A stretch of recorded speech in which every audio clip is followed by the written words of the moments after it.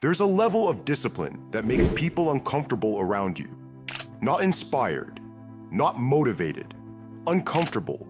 Because when you show up every day without excuses, when you don't explain yourself, when you don't need hype, reminders, or accountability, people don't call that discipline. They call it obsession. They call it not normal. They call it scary. And today, you're going to learn exactly how that level of discipline is built. Not through willpower, not through motivation, not through productivity hacks, but through one samurai rule that makes quitting psychologically impossible. Before we begin, subscribe to this channel, like this video, and comment one habit you keep starting in quitting. Not because it helps the algorithm, but because what you're about to hear only works once you declare who you are. Let's begin. Most people don't fail because they lack discipline. They fail because they're still negotiating. Every habit you've ever quit followed the same pattern. You started with excitement. You imagined the future version of yourself. You told yourself, this time is different. Then, quietly, the negotiations began. I'll start tomorrow. I'm tired today. One day won't matter. I'll make it up later. And eventually, the habit disappeared. Not dramatically, not with failure. It just faded. Here's the truth no one tells you. If a behavior is still up for debate, it will eventually be rejected. The samurai understood this centuries ago, and they built a system where debate never existed. His name was Ethan Cole, 34 years old, San Diego, senior product manager at a tech company. On paper, he was winning. Six-figure salary, nice apartment, smart, articulate, respected. But every night, around 1:47 a.m., Ethan stared at the ceiling with the same thought. Why can't I stay consistent with anything? Gym memberships abandoned, meditation streaks broken, courses half finished, journals with 3 pages written. He wasn't lazy. He wasn't stupid. He wasn't unmotivated. He was exhausted from starting over. Every Monday felt like deja vu. Every failure felt personal. And the worst part? He knew what to do. He had read every book, watched every video, saved every productivity thread. Information wasn't missing. Something deeper was broken. Here's what Ethan didn't understand yet. Your brain is not designed for growth. It's designed for survival. And survival means conserve energy, avoid discomfort, stick to what's familiar. Every new habit registers as a threat. Waking up earlier? Threat. Training when tired? Threat. Consistency without reward? Massive threat. Your brain doesn't see discipline as improvement. It sees it as risk. So when you rely on motivation or willpower, you're asking a modern intention to override an ancient survival system. That's a losing battle. The samurai knew this, so they never fought the brain. They removed its ability to negotiate. One night, scrolling aimlessly, Ethan found an obscure lecture on Zen discipline in feudal Japan. A single line froze him. The samurai did not rely on discipline. They removed choice. That sentence wouldn't leave his mind. Remove choice? The lecture spoke about a rule followed in Zen temples and samurai households alike. A rule so strict, so absolute, that quitting wasn't a failure. It was unthinkable. The rule was called Ichinichi Issho, one day, one life, but its meaning went deeper. Here's the rule in its pure form. Once a practice begins, it does not stop, not because of motivation, but because stopping would break identity. Samurai didn't try to train. They were warriors. Training wasn't an activity. It was a fact, like breathing. You don't wake up and decide whether you'll breathe today. You don't negotiate it. Why? Because breathing isn't a behavior. It's who you are. Modern habits fail because they live in the wrong category. They live as optional behaviors. The samurai moved practices into the identity layer. Once there, the brain stops asking questions. Your brain categorizes decisions into two types. 1. Reversible. 2. Irreversible. Reversible decisions create daily negotiation. I can stop anytime. I'll restart later. This isn't permanent. Irreversible decisions and negotiation. Marriage, parenthood, identity. Samurai discipline worked because it was irreversible by design. Once you stepped into the role, there was no exit ramp. Ethan realized something terrifying. Every habit he ever quit was reversible in his mind, which meant quitting was always on the table. Ethan didn't start with motivation. He started with language.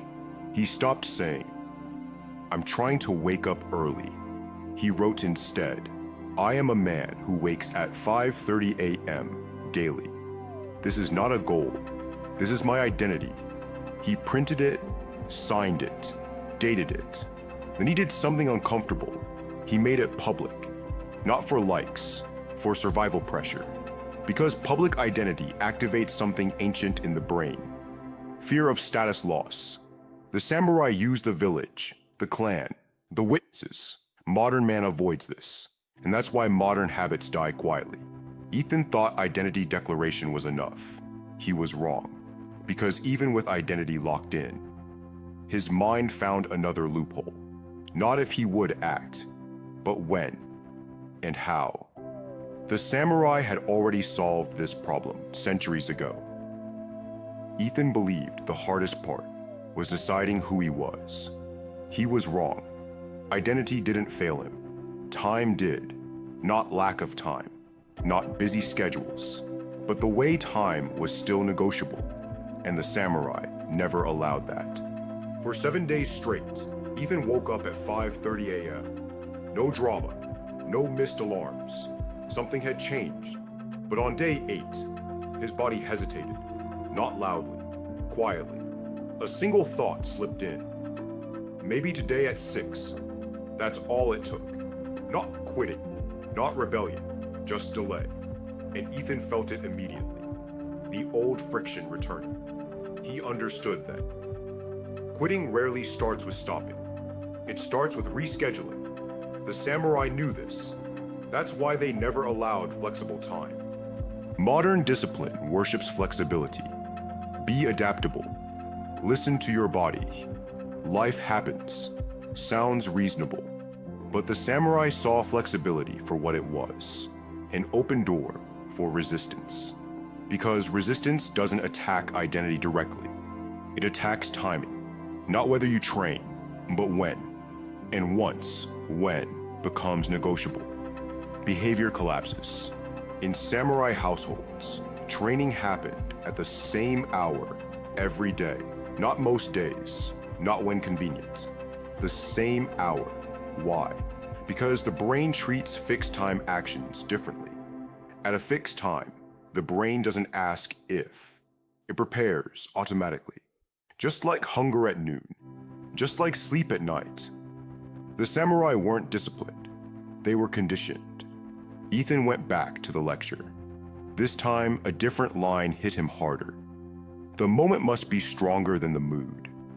The rule was simple and brutal. A behavior done at a fixed time becomes inevitable. Samurai didn't wait to feel ready. They trained when the bell rang.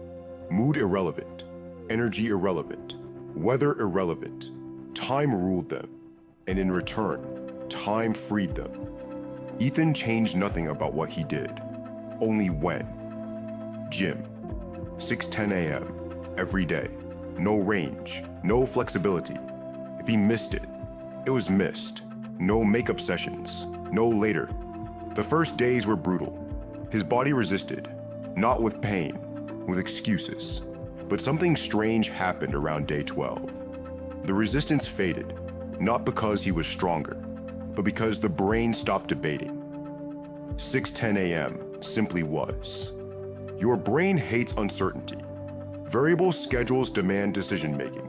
Decision-making drains energy. Drained energy invites quitting. Fixed time removes decision entirely. The samurai didn't rely on discipline. They eliminated daily choice. Ethan realized, every habit I failed at required me to decide again each day. The samurai never decided twice. But then came the real test. A late night, a long meeting, a poor night's sleep. At 6:08 a.m., Ethan stared at the ceiling. Every logical excuse was valid. Anyone would understand. And that's when the samurai rule showed its true power. There was no argument, no inner dialogue, because the decision wasn't happening now. It had already happened, weeks ago. By the time Ethan stood up, he realized. Resistance dies when it arrives too late to negotiate. Ethan stopped tracking streaks, stopped celebrating wins, stopped thinking about motivation. Life became quieter, cleaner, predictable in a way that felt powerful. The habit didn't feel heroic. It felt inevitable. That's when he understood. Discipline isn't intensity. It's removal of friction. The samurai didn't push harder. They designed systems where quitting couldn't breathe. But something else surfaced, a deeper fear. If time ruled his habits, what ruled his decisions under pressure? Because training was one thing, but life doesn't always ring a bell. The samurai knew this too. And they had a third rule, the most terrifying one, the rule that governs action when everything collapses. Ethan had removed choice. He had fixed time. Resistance was dying, but pressure was coming. And pressure doesn't care about schedules. This is where discipline becomes instinct. This is where hesitation disappears. This is where quitting becomes impossible, even in chaos. Discipline doesn't fail in easy moments. It fails under pressure. When plans collapse, when time disappears, when emotions surge, when fear enters the room. That's where most systems break. The samurai built theirs for that exact moment. Ethan's life looks stable now. Wake-up time fixed, training automatic, habits locked in. But consistency in calm conditions means nothing, because life doesn't test you when things are easy. It tests you when everything goes wrong at once, and that test was coming. It happened on a Thursday. Unexpected call. Company restructuring. His team dissolved. Ethan walked out of the meeting in silence. No job loss yet, but the ground had shifted. That night, sleep didn't come. His mind raced. Fear, uncertainty, anger. At 5:28 a.m., he was wide awake. Not calm, shaken. This was the moment his old self would have used as an excuse. This doesn't matter right now. I'll restart later. I need space. But something strange happened. There was no debate, no emotional reasoning. At 5:30 a.m., his body moved, not because of motivation, because this was who he was. The samurai didn't train for routine days. They trained for collapse, for chaos, for fear, for death. And this brings us to the final rule. The rule most modern minds reject, because it sounds dark. But it's the reason samurai never hesitated. The samurai rehearsed death daily, not symbolically, literally. They visualized losing everything: honor, status, life. Why? Because fear paralyzes only what hasn't been rehearsed. When the worst outcome has already been faced in the mind, there's nothing left to freeze you. Modern people avoid this. They distract, they hope, they delay. The samurai confronted it, daily. Hesitation isn't weakness, it's unfamiliarity. Your brain freezes when it encounters a situation it hasn't rehearsed. That's why people panic under pressure. That's why they abandon habits when life hits hard. The samurai removed surprise. Nothing felt new. Nothing felt catastrophic, because they had already accepted loss. Ethan added one final ritual. Every morning after training, he asked one question. If today went wrong, would I still act the same? He imagined failure, public embarrassment, loss, rejection, and then he acted anyway, not emotionally, systematically. This changed everything. Fear stopped driving decisions. Urgency vanished. Action remained. 2 weeks later, Ethan received the email. Position eliminated. Severance offered. Old Ethan would have collapsed, spiraled, paused, waited. Instead, he followed his system. Wake up, train, act. By noon, he had sent applications, reached out, moved forward. No panic, no paralysis. Because this wasn't bravery. It was conditioning. Discipline isn't intensity. It isn't grit. It isn't motivation. It's what remains when emotion is removed. The samurai didn't rise to the moment. They defaulted to who they already were. 3 rules, 1 system. 1. Identity over intention. 2. Fixed time over flexible effort. 3. Rehearse loss over fear. Together, they form something terrifying. A person who doesn't negotiate. A person who doesn't hesitate. A person who doesn't quit. Not because they're strong, but because quitting no longer fits who they are.